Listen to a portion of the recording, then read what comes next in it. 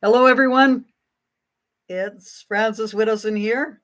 I managed to get into the live stream, so that's always a big struggle. And you'll notice that I don't have a brim of uh, my lamp that is there because I was trying to light myself better than I normally do, and I accidentally forgot that the brim of the lampshade was there. Anyway, the reason for this email for this live stream is just to let people know what's going to be happening in Kamloops a week today. Same time, a week today. It's time to go into Kamloops itself. Things are coming to a head, and it's time to really have a reckoning at this point in time because we've been waiting for about 4.5 years now to get this sorted out. And no one seems to want to do this except for Dallas Brody and Tara Armstrong and 1BC. And I'm not aligned with 1BC in any way. I have great admiration for Dallas Brody and Tara Armstrong because they are leaders. We need leadership now, and we do not have any leadership. And we are heading towards a cliff, and we need to get ourselves to stop doing that. And we can't seem to do that because the whole system is so badly corroded that we're not thinking about things properly. And this brings me to the thing that we're not thinking about properly, and that is how to address what historically would have been called the Aboriginal question. So we have serious problems within the Aboriginal population. That's the problem. It's not a problem for non-Aboriginal people. There's a problem for Aboriginal people. And what I mean by Aboriginal people is people who are still connected to a less developed way of life. And that doesn't include all these neo-tribal elites, these academics like Pamela Palmater and Negon Sinclair, and all journalists like Angela Starrett and so on. They're all taking advantage of the marginalized Aboriginal population and pretending that their words of wisdom, because they're Aboriginal ancestrally, not really culturally anymore, we should listen to them. And they are actually making arguments that are going to worsen the situation for Aboriginal people. So that's the one kind of issue is what do you do about Aboriginal people who are living in either urban ghettos or these marginalized areas which have no viability at all? They're just warehousing locations for the Aboriginal population. What does one do to address the terrible suffering in that context? And it's not an easy thing to solve, especially now because we've had 50 years of dithering about it. And so in the meantime, all sorts of violence and sexual abuse and fetal alcohol syndrome problems and everything have been festering in these areas. So that's a huge difficulty. What's happened is that problem has become intertwined with these kinds of quote unquote reconciliation, or should I say truth and reconciliation discussions. And the arguments for that is that in order to have quote unquote truth and reconciliation, we should keep on going on the path of Aboriginal rights, these kinds of considerations. And this has been built on a whole bunch of falsehoods, all this kind of thing, which denies that Aboriginal culture in the hunting and gathering horticultural sense, not, Negon Sinclair has a dream catcher in his office or something like that's not what we're talking about. We're talking about people who actually are connected to the kinds of things that existed in the hunting and gathering period. They've been transformed to some extent, but they're still there as sort of undeveloped characteristics, because anyone can have a dream catcher in their office. Like I could if I wanted to, or whomever. That doesn't make any difference. However, if you have a difficulty with writing because you come from a tradition that didn't have writing, that's going to hamper your thought process in many ways. And we're seeing that a lot with all those clips that I've been posting on Twitter, where Kevin Annett, who's like Lawrence Pastor in Michelle Remembers, kind of bringing forward these memories from or whatever happened there, which was just totally bizarre. So this woman was in therapy, and Lawrence Pastor encouraged her to believe that she was a victim of ritual satanic abuse. Anyway, we have Kevin Annett sitting down with Billy Coombs and Virginia Baptiste and a whole bunch of these people who have serious problems, and he's suggesting to them that the priests and nuns shocked them and their relatives with electric machinery of some kind, and they've now absorbed that into their thought process, and that can happen with anyone, but Aboriginal people who are tied to the hunting and gathering culture are particularly susceptible, because their culture doesn't have writing, and what writing allows you to do is have sort of a record that is separated from yourself. So if you can't remember what happened, you think, okay, I'm going to go look at that diary that I wrote down and see what I said then. If you're in an Aboriginal cultural context, and I mean the hunting and gathering sense and the horticultural sense, that's not what happens. You just rewrite your history, your oral history. You rewrite it, and now you embrace it and you live it. And so all these things that are happening with the residential schools have a lot of this intertwined. And that's not to deny that there were some priests. I don't think the nuns were sexually abusing children. Like we hear this, that, a nun took a stick and was like shoving it in some child's vagina. Like that doesn't sound plausible to me as to a nun. So, but we do have priests, that's possible. That this happens. It's not just Aboriginal. It happens in any institutional context. So that's not to deny that, but things have become so muddied because of figures like Kevin Annett and the Truth and Reconciliation Commission. Like they had many hearings where they would, for example, have support workers with boxes of Kleenex going around, encouraging people to be very emotional. All sorts of priming was happening to say, these were just absolutely horrible circumstances that you were enduring. And this is for people who are not really abstract thinkers. This is a serious way of implanting memories into their psychology. So we have no way now of determining the truth for things that have no possibility of independent records or witnesses. For the murders, this is a different matter, because we have the possibility of material evidence in the form of excavations, which brings me to my prop.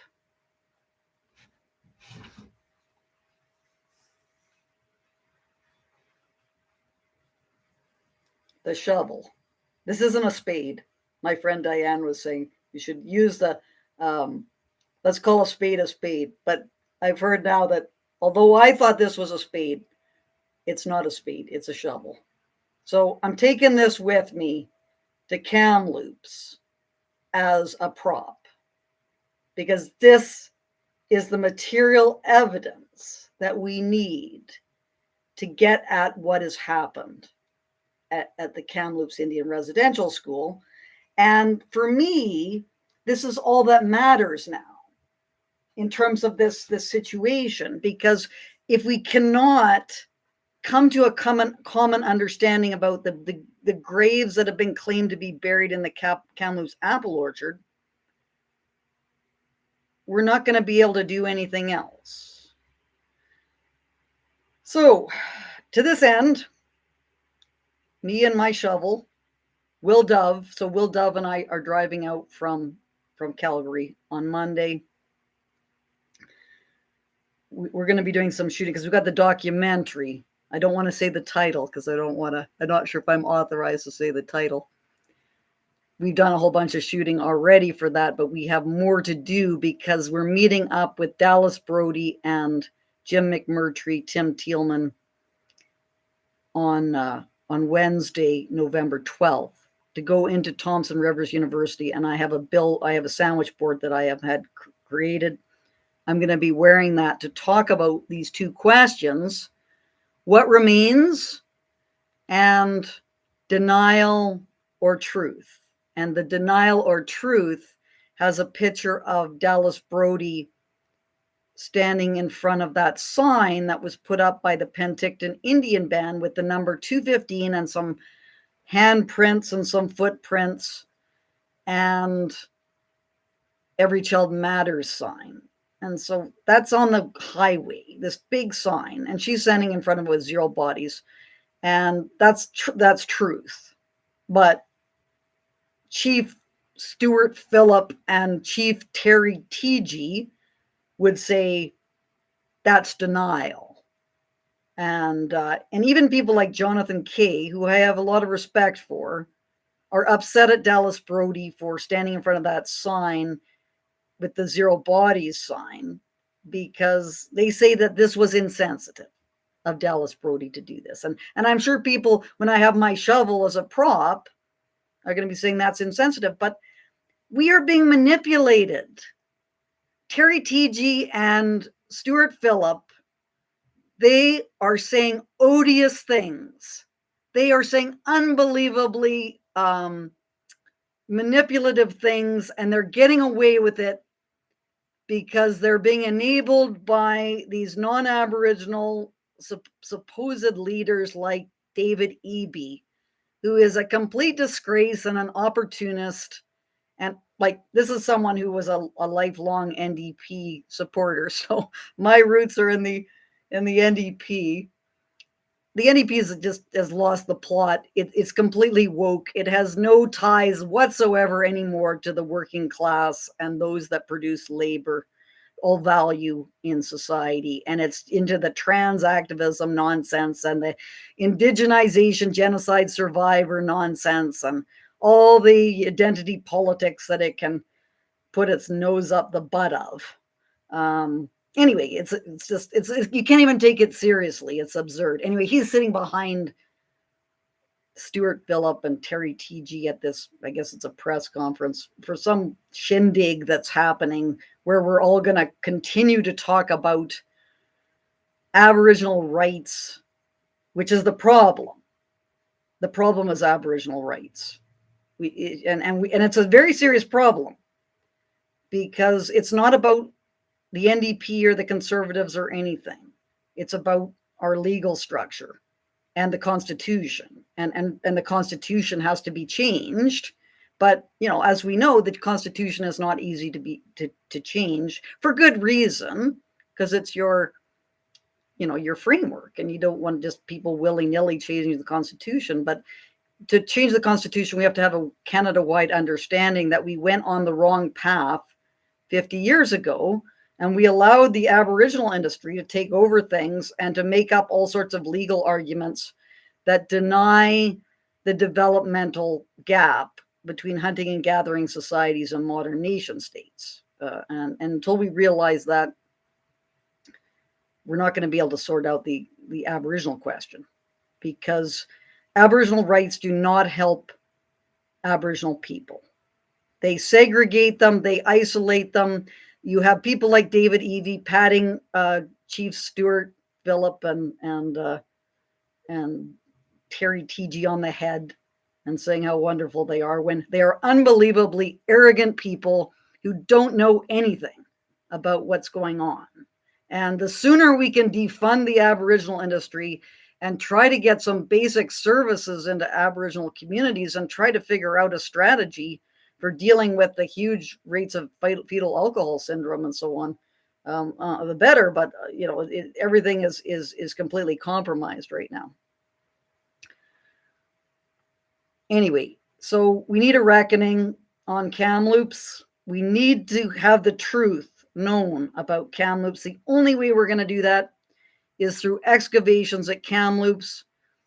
But the only one who can get that done is the federal government, which has paid $12.1 million to the Kamloops Indian Band. But instead of demanding some kind of accountability, they provided another $12.5 million so that a healing center can be built to deal with the trauma that has been created by what appears to be the false claim of children being buried in the apple orchard. And it's likely to be false, that claim. Well, it's false. The claim is false anyway because the remains weren't confirmed, but it's highly improbable that there's bodies buried in the Camloops apple orchard because not one parent has said that their child never came home from the Kamloops Indian Residential School. Trying to figure out, and then now about this time, and I've had some interactions on Twitter with a person by the last name Manuel about this, and then we get a bait and switch, or what's called the Mott and Bailey in military terminology, whereby we thought we were talking about clandestine burials in the apple orchard, and then people say, well, no one ever said it was clandestine burials. There's children who died at the Kamloops Indian Residential School. That is completely true. And we had a number of 49 until a few months ago, and now we've got another number on the National Center for Truth and Reconciliation registry, around 80 something names we have now. And I've been spending the whole morning looking at this number, and it's not easy to figure out because there's different sources of information. I don't know how many death certificates we have, but in the old number, which was 49, I believe it was 3 of those 49 were confirmed to have died at the school. The rest either died in hospitals or in their home communities, and it's just the records have some because they were students or they had just been students and so on. So that's not very many who died at the Kamloops Indian Residential School. So like the 200 number is totally that's a lot of clandestine burials. Like there's a cemetery on the Kamloops Reserve where a number of children who died either at the school, a few of them, or died in hospital or died in their home communities from a tree falling on them or something like that. They're buried in the Kamloops cemetery, like on the reserve, which is across from St. Joseph Church. So these are two separate issues that are intentionally being conflated by people like Sean Carlton, because they sense that the clandestine burial claim is not going to stand anymore. So now we've reverted to something else. And we can have arguments about whether, the diseases weren't looked after properly and so on, and what Peter Bryce's views were on this. But that's not the same argument that was happening in May 2021, which was the implication was a whole bunch of children had been murdered and had been buried in the middle. Remember, children being woken up, 6-year-old children being woken up in the middle of the night to dig graves? That was the claim that was made in July 2021. So anyway, a lot of people are not being very honest about this. And it was kind of funny because I was watching the press conference with Terry T.G. and Stuart Phillip and David Eby, And I think it's Philip. He is the most odious of all of them. He is just unbelievably arrogant and totalitarian in his mindset. He wants to just remove Dallas Brody from the legislature when Dallas Brody and Kara Armstrong are the only people who are trying to get some truth on this matter. And he said, one of the factors that's necessary for us to, have reconciliation is for us to be honest with one another. And I totally agree, but I do not find there's a lot of honesty coming from Stuart Phillip or Terry Teegee. And you can see this by the way they're talking about this 4,000 number. That's what Terry Teegee said. He said that over 4,000 children, the Truth and Reconciliation Commission says that over 4,000 children went missing, and, some of them would have died. Now, the Truth and Reconciliation Commission, it's a bit of a muddy document, but there's one page which has the confirmed deaths are 423. That's the names, and we actually have named deaths. Then there's a whole bunch of other items about, different double countings, and it's not clear. And of course, because the National Center for Truth and Reconciliation has not made its records public, we can't get to the truth of this matter because they want to reserve all these records for the Aboriginal group so they can meld the history in whatever way they want. But they also have this red banner, which you might have seen, which has 4,000 names on it or 4,100 names on it. This banner is not an accurate reflection of what's happening, which is that they put a whole bunch of names on there like Helen Betty Osborne, who was killed by a bunch of people in the PA, but she wasn't going to a residential school, so it doesn't have anything. They just wanted to include her name so that they could remember the tragedy that happened there. So the red banner is useless for trying to understand this, and Terry Teegee doesn't know what he's talking about. And then after he says this 4,000 number, which is associated with the red banner, he says something about missing children.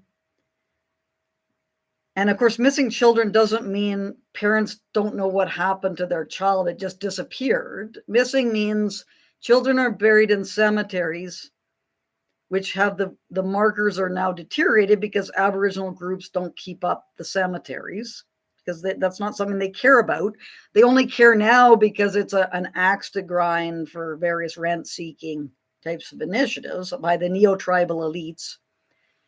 And people don't know exactly where in a cemetery their child is buried. And this is Tanya Talaga's case, where Annie, who's the grandmother, was at an asylum, and now the cemetery where she was buried is a grass patch beside the Gardiner Expressway. So Tanya Talaga, after searching for Annie for all these months, takes her family there, and they have a tobacco ceremony on this grass patch.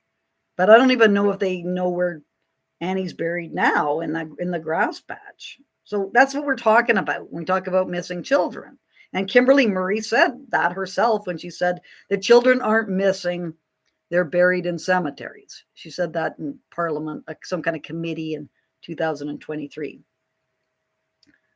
So the missing children don't know where they're located in these cemeteries.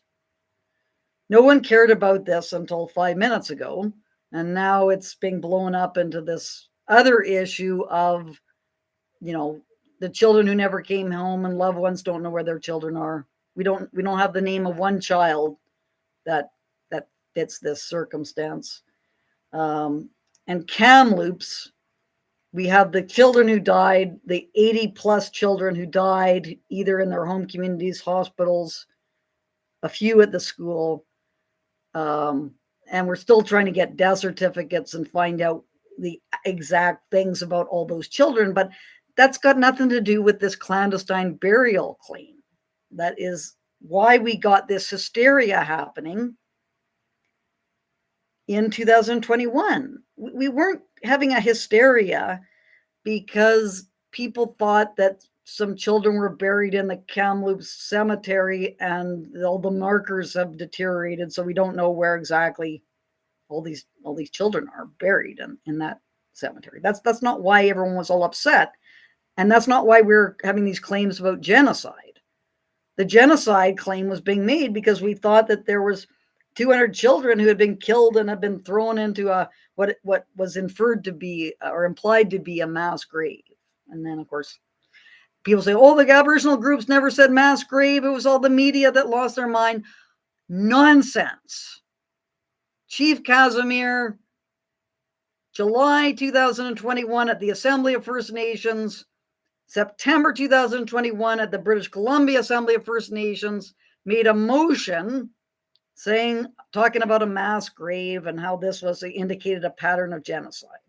And they've just been continuously doing this. So it's not, people are trying to make it seem as if the Aboriginal groups had nothing to do with this deception when they were a big part of the deception. Now, you can't really blame them because they're being encouraged to do so by the Aboriginal industry and all these people like David Eby. But still, like we should face facts and be accurate about this situation. Anyway, I'm finding the whole thing. I'm getting a bit, annoyed about what's happening. And so it's time to go into Thompson Rivers University. I used to call Thompson Rivers University the worst university in Canada because of what happened to Derek Pine, who was pushed out of that university because he was trying to uphold the academic standards there and was criticizing his colleagues for publishing in predatory journals. And predatory journals are journals where you have to pay to get your article published. So there's no quality control. Anyway, they charged him with harassment for doing that. That's a completely embarrassing situation. And they were taken to task by the Canadian Association of University Teachers, but it made no difference because they're so hopeless as an academic institution. Anyway, I had some bad experiences at Thompson Rivers in 2015 when Albert Howard and I went to give a talk on the Aboriginal industry there. And of course, Thompson Rivers is the lifeblood of the Aboriginal industry because it's got a lot of lawyers that are all making money off the land claims and the fabrications of, Aboriginal laws and Aboriginal title. Now, Aboriginal title now is kind of a concept that's been embedded in Canadian law because of all the Aboriginal industry machinations that have been going on since, I guess, the 1970s. Anyway, these lawyers are all busy at work, and we had a great time there when we were there. And then when we left, there was all this mobilization to accuse Albert and me of racism and so on. And anyway, so I've always had a somewhat negative view of Thompson Rivers after that experience, but it's only gotten much, much worse because they are the most, they take indigenization very seriously. And this means, saying that they're on the first house of the Camloops and therefore you can't discuss the unmarked graves. All sorts of curriculum has, been watered down and made into a bunch of nonsensical things because you've got to believe the survivors. Like that's what this said. We cannot believe the survivors. As you've been seeing from my clips on Twitter, it's feverish brains that have been encouraged by people like Kevin Annett, Billy Coombs being the most famous, who said that Queen Elizabeth II had abducted 10 children in 1964, and it turns out that Queen Elizabeth II wasn't even in Kamloops in 1964, and even if she were, it would be pretty hard with all the press following the Queen around, for her to drop by a residential school, go on a picnic with 10 children, and somehow, I don't know, like, what do we even think she did if we're going to say that's going to take that seriously? So you need corroborating evidence, and Elizabeth Loftus, who's the scientist who studies memory, there's really good materials from her when she's saying that, it doesn't matter how much someone believes something, how emotionally they put forward the case. you've got to have some kind of corroborating materials before you go all in on believing people. And the stuff that's being talked about by these Aboriginal, what's called residential school survivors, is very, very implausible and is highly unlikely to have taken place. And I'm sure there are some that are truthful accounts, but there's a lot of ones that are not truthful accounts. And we have to have some way of separating out the truthful accounts from the non-truthful or the fanciful accounts. And, that's what we got to think about. Not just, Terry TG and, Stuart Phillip are berating us for not believing survivors, and David Eby's standing behind them going, people are doubting what the survivors say. It's just not going to work anymore. And as Dallas Brody said when she got in trouble, it's not your truth. It's not my truth. It's not your grandmother's truth. It's just the truth. And that is what we need at Kamloops.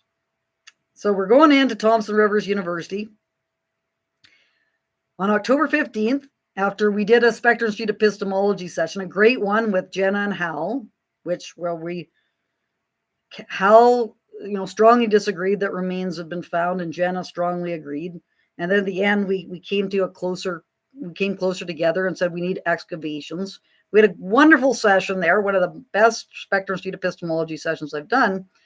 And because the administration at the time told us that we were on the first house of the Camloops and therefore we couldn't talk about this issue, and we told them we were not going to go anywhere because we were upholding the academic mission of the university, and they had been spreading falsehoods for the last 4 years with the President Brett Fairbairn, sitting down with Ted Godfreyson Jr., the cultural advisor, to talk about the children who were, in their final resting place in the apple orchard. And then Dee DeRose and Ted Godfreyson Jr. talking about the children, the graves that have been found. Dee DeRose is the chancellor, the head figure in Thompson Rivers. That is a complete joke. Anyway, they've been spreading all these falsehoods. They've been fomenting this claim. They've been creating all sorts of divisions. It's beggars belief. So after we had that great session, I get this notice in the email from Thompson Rivers University. I got a post on that in the wokeacademy.info site if you want to look at it, saying that I'd caused all this hurt and harm, and this was horrible what I'd done, and therefore here's a trespass notice, and if I proceed onto campus again without getting authorization from the authorities, they'll declare me a nuisance and pursue me to the full extent of the law. I'm looking forward to that. I want you to do that, Thompson Rivers University, and then I will talk about what an embarrassment you are. You are not an academic university. You've been taken over by the Aboriginal industry. So I don't care what they're going to do. I'm going in there with Will Dove and a number of other people, and we're going to talk about those two questions. I've got a sandwich board. I'm taking a page out of Billboard Chris's book. Billboard Francis is coming in with the question, what remains? So are there 215 children buried in the Camloops apple orchard, which Terry TG seems to be implying at this latest press release, seems to think that Camloops is indicative of all the missing children claims. And then, the question, denial or truth. So what is this residential school denialism that everyone's talking about? And I've asked Sean Carlton and Egon Sinclair several times, do you consider it to be residential school denialism when people deny that the remains of 215 children have been found at Kamloops? Is that an example of residential school denialism? And our most famous poster girl for trying to pursue residential school denialists, which is Leah Gazan, who is an unbelievably embarrassing politician, who in January 2025 in Powell River said that the remains of 215 children have been found at Kamloops. What does she think? Like, does she think that denying that there's, does she consider that to be residential school denialism? We still have not got an answer on that question. Anyway, so we want to discuss denialism, what it is, what people think about this, what they think about people smearing people as denialists when they try to say the truth, like Dallas Brody did. And we want to talk about the main question, which is about the remains and how are we going to determine that. And in my view,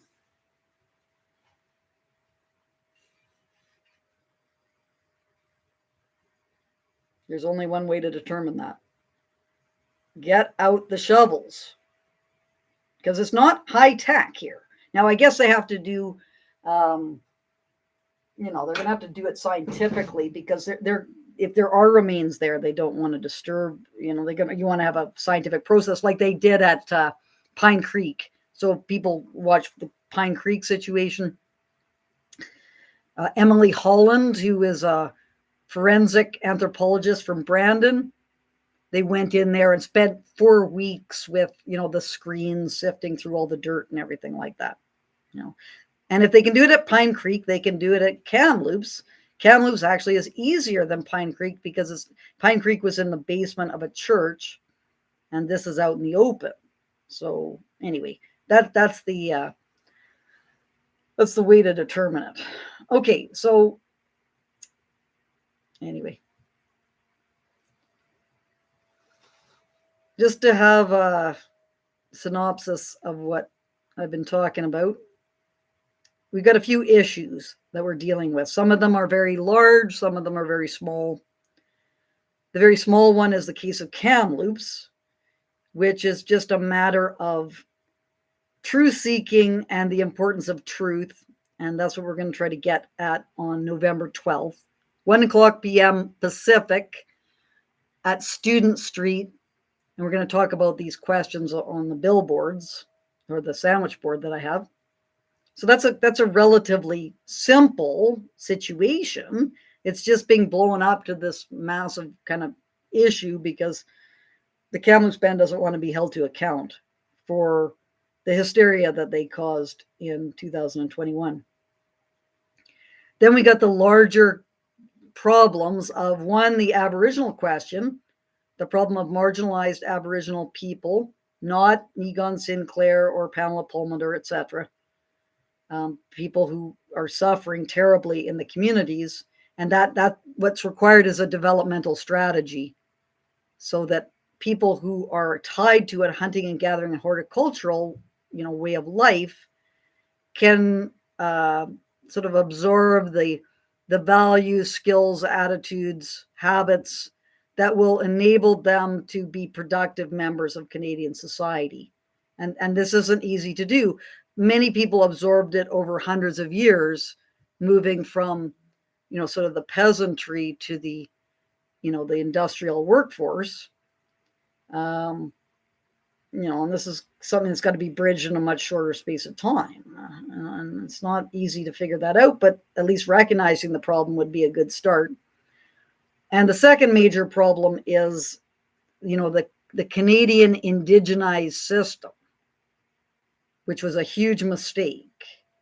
So instead of focusing our efforts on trying to address the suffering in Aboriginal communities, we got on this path in the late 60s and the early 70s where we began to see the solution as being one of Citizens Plus or parallelism. So Citizens Plus is extra legal rights to Aboriginal people, and then that morphed into parallelism with the Royal Commission on Aboriginal Peoples. I think the Citizens Plus side, while it's not as destructive as the parallelist argument, it still isn't helpful to the situation. because you're not going to solve Aboriginal problems through the legal system. In fact, you're creating worse problems through the legal system. But now with the Royal Commission, we went on this kind of nation to nation type of approach, which has manufactured and fabricated a whole bunch of conceptions. The first one being that Aboriginal groups are nations, which they're not. They're small, isolated, dependent tribal groupings. And the pretense is that somehow they can be sovereign and self-governing when they're not. They're small and they're unproductive, and they don't have complex forms of organization. It's not like the same thing that we see in Quebec, where Quebec is a nation. It can form its own state. It can become sovereign if we can figure out the arrangements for how to do that. That's not the situation with the Aboriginal groups, but we're pretending that it's a similar kind of situation. So this has to be sorted out, and in my view, I think it's a constitutional problem. And so we have to realize that this, including Aboriginal rights in the Constitution, that was a huge error, and we've got to figure out what to do there. Now maybe there's some tinkering that can be done so that we don't have this absurd situation that's going on in British Columbia right now, whereby Aboriginal groups are pretending that they never wanted to get into the fee simple areas or anything. Well, they're happy to have control over the entire landmass and extract rent on that basis. Anyway, Aboriginal title, I don't know how much fee simple is going to be impacted by all of this, but that's really not the major issue. The major issue, of course, is Crown land. And what Aboriginal groups are trying to do is enter into some kind of nation-to-nation arrangements about Crown land. And this just, ratchets up the price of everything hugely, diverts part of the tax base that we need to provide goods and services to all British Columbians, which includes Aboriginal people. Aboriginal people are citizens of British Columbia just like everyone else is. They go to Vancouver, they drive around on the roads and so on. So why shouldn't Aboriginal people also contribute to, the development of those goods and services? Anyway, the Crown lands issue is the big one, and we should never have entered into all of these kinds of arrangements where now you have to get consent from the Aboriginal groups, because of course this is just a way of obstructing things so that you can extract more transfers.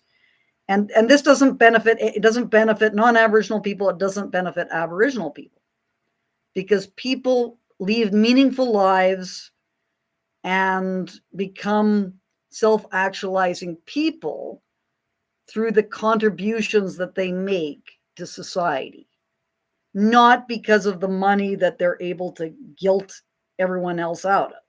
Right? That doesn't help you in the long run.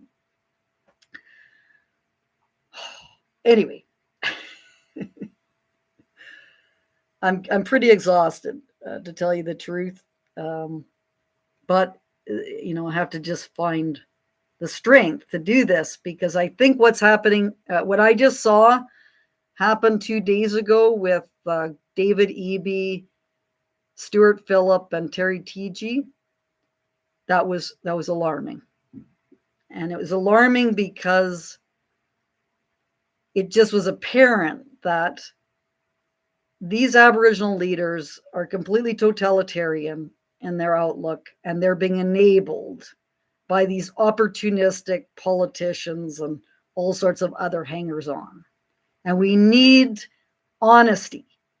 I know that Stuart Phillips said that this is one of the keys to quote-unquote reconciliation, but honesty is very far away. And that's what I'm doing right now. I'm being completely honest about what I think about this.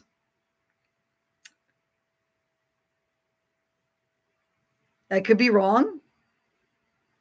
I probably am wrong on some things. But I'm trying to be truthful, and I'm not being opportunistic. I'm just trying to say what I think is true, which I've been doing for the last 30 years. And I used to be able to do it, and then now, because of the increasing totalitarianism, it's becoming harder and harder to do it. And so I think the biggest problem is going to be people have got to understand that there's a difference between the Aboriginal industry and the neo-tribal elites that are associated with it.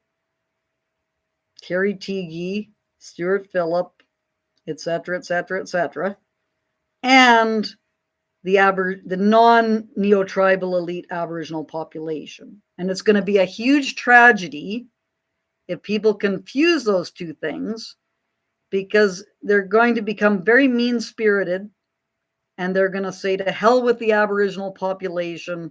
We've tried for this long. We've tried for decades or hundreds of years, and it just doesn't work. This isn't true.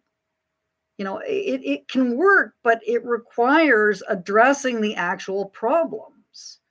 And what's happened is that the Aboriginal industry has intervened, and they're manufacturing a whole bunch of things in their own interests instead of actually addressing what Aboriginal people need to be able to thrive in a society. And we're all human beings.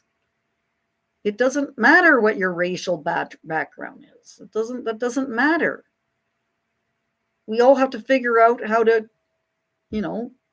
contribute to society, to make sure our needs are satisfied, and that should be the focus of things, not on all these silly identity politics kinds of issues, which have just taken over the political landscape and made the NDP just an impossible political party. And the NDP, for those NDP supporters out there, and I am, but I'm not on the line now, I can't support the NDP as it currently is.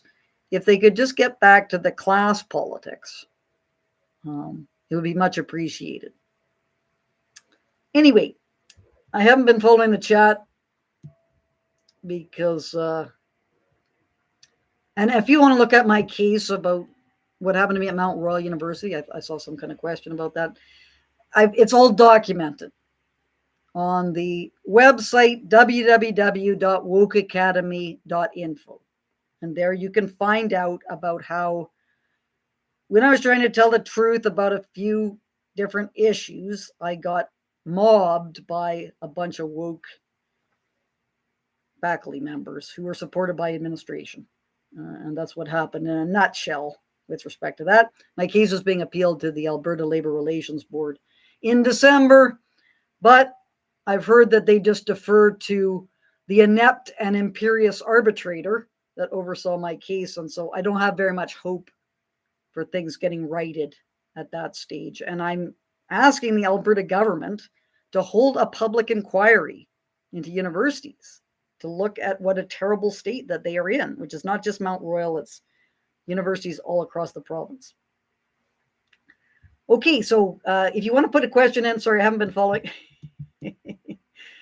I haven't been following what's been going on in the chat. I can't concentrate. Do people want to ask me some questions now, and I can answer them?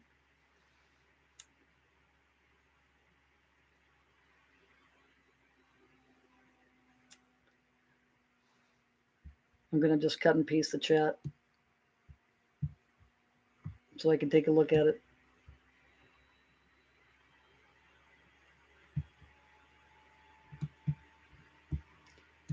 Tour. I'd love to do a tour. I'm just right now. I'm busy with the Camloops documentary, so I want to get the Thompson Rivers thing, and then we got to edit whatever footage comes out of the discussion that we're going to be having with Dallas Brody and Jim McMurtry. That's got to be incorporated into the documentary on the Kamloops case. And can I define socialism? Socialism is when the means of production is owned by members of society. The workers own the means of production. And this is a very complicated area, obviously, because it's not very clear how distribution is going to be sorted out. Like, is there going to be, and also, things like your private property, not productive property, but private property. Sorry, I'm not. Okay, so let's see here. What else? What else do you guys want to know? Ask me anything.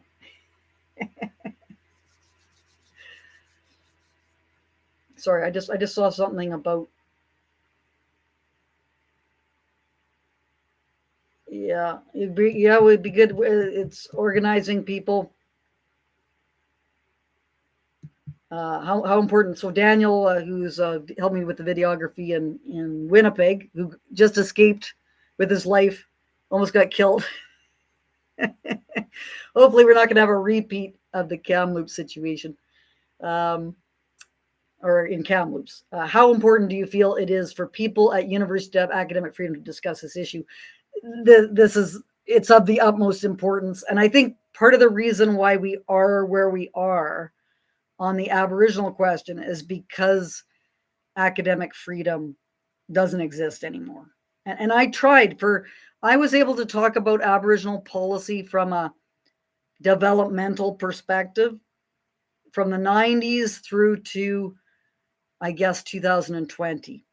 And 2020 was when it all fell apart, but it was becoming worse and worse and worse. And that was indicated by the Canadian Political Science Association. So every year I used to go to the Canadian Political Science Association to present my work. And when I first went there, I could sit on a panel with other people who were discussing Aboriginal policy. And then I guess it was starting in around 2010, they wouldn't allow me to sit on a panel anymore because it made the people who are, identity politics types upset to have their views challenged. And then I would have to go sit on a panel by myself or with unrelated topics. And then this year I went and I was supposed to be on a panel, and then someone complained about it. And so they removed me from the panel. So I had to actually be by myself, just the only person presenting. And that's it just shows you what's going on, which is you can't have the discussion between academics in the universities. And, if you really want to wake up call University of Winnipeg, that institution is completely lost. It doesn't function properly anymore.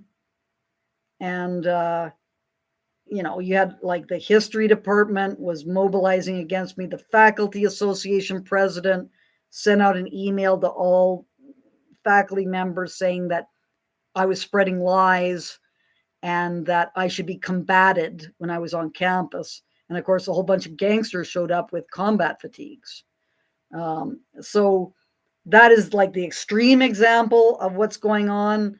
But Thompson Rivers is not far behind, because they're trying to, I assume, going to try to, or threatening to arrest me if I'm going to be there without their authorization. And it's like, well, you do you, Thompson Rivers University, because I am not going to back down from this. You are majorly responsible for the terrible situation we're in British Columbia, and it's going to end, or at least we're going to try our best to have a reckoning in Camloops on November 12th.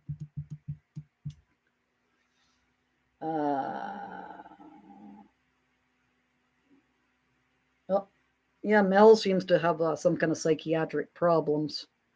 But hey, it's a free country. You can spew your nonsense as much as you want, and it's not going to make any difference. I do not care, and I don't block anyone. People can, you just take people to task for what they're saying, and if you just find someone's an idiot, just ignore them. Let asses bray. That should be our motto in the modern world, where we're free to listen or not to listen. Now, of course, you can't obstruct people.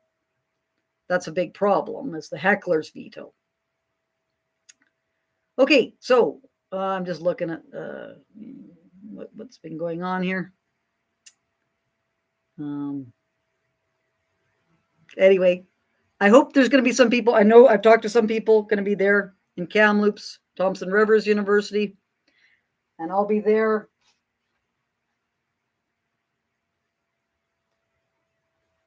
Let's try to get this right. What's the right picture here? It's like the what is that called? The painting where you've got a farm couple and they've got a pitchfork and something like that. I'm going to be taking this baby with me to Kamloops. I'm going to have my my billboard on, and we're going to try to engage students, faculty members, the general public, and we're going to seriously challenge Thompson Rivers University. And if they decide to do some non-academic thing, such as shut down discussions, which should have been happening on that campus for the last 4 years, which got drowned out by the propaganda that their administration was putting forward, it is going to be seriously embarrassing for that institution. So anyway, I hope some people are going to be there. I look forward to seeing you in Kamloops. Have a great day.